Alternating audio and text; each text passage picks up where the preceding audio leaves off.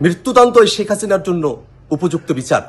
কেবলমাত্র এই মৃত্যুদণ্ডের রায় কার্যকর করার মধ্য দিয়ে শেখ হাসিনার গণহত্যা এবং মানবতা বিরোধী অপরাধের ন্যায় বিচার করা সম্ভব হবে। আমরা সরকারের কাছে আহ্বান জানাই, অতি দ্রুত সময়ের মধ্যে আজকের ঘোষিত রায় সরকারকে কার্যকর করতে হবে।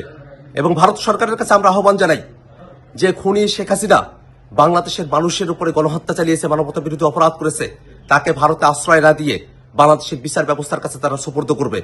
এই বিশ্বের বাসীর কাছে একটা নজির তৈরি হবে শেখ হাসিনার রায় কার্যকর করার মধ্য দিয়ে। শেখ হাসিনা শুধুমাত্র উস্কানিমূলক বক্তব্য দেয় নাই, আজকের বিচারের মধ্য দিয়ে প্রমাণিত হয়েছে শেখ হাসিনা মানুষকে গুলি করে হত্যা করেছে, লেথাল ওয়েপন ব্যবহার করেছে, গোটা বাহিনীকে মানুষের বিরুদ্ধে খুন করতে কাজে লাগিয়েছে এবং মানুষকে সে পুড়িয়ে হত্যা করেছে।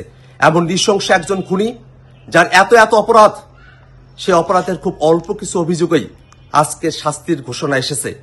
তার বাকি যত অপরাধ আছে সবগুলো অপরাধেরও বিচার হবে এবং এই গণহত্যাকারীরা তাদের শাস্তি কার্যকর করার মধ্য দিয়ে পৃথিবীর ইতিহাসে একটি নজির তৈরি হবে, যাতে করে আর কোনো শাসক, আর কোনো গোষ্ঠী তারা যেন গণহত্যাকারী হয়ে উঠতে না পারে, মানবতা বিরোধী হয়ে উঠতে না পারে। তেমন একটা সময়ের জন্য অপেক্ষা করছি আমরা। শুধুমাত্র রায় ঘোষণা করার মধ্য দিয়ে নয়, রায় কার্যকর করার মধ্য দিয়েই শহীদদের আত্মা শান্তি পাবে। আমরা অপেক্ষা করছি, সরকারের কাছে আহ্বান রাখছি, অতি দ্রুত সময়ের মধ্যে শেখ হাসিনার এই মৃত্যুদণ্ডের রায় সরকার কার্যকর করবে।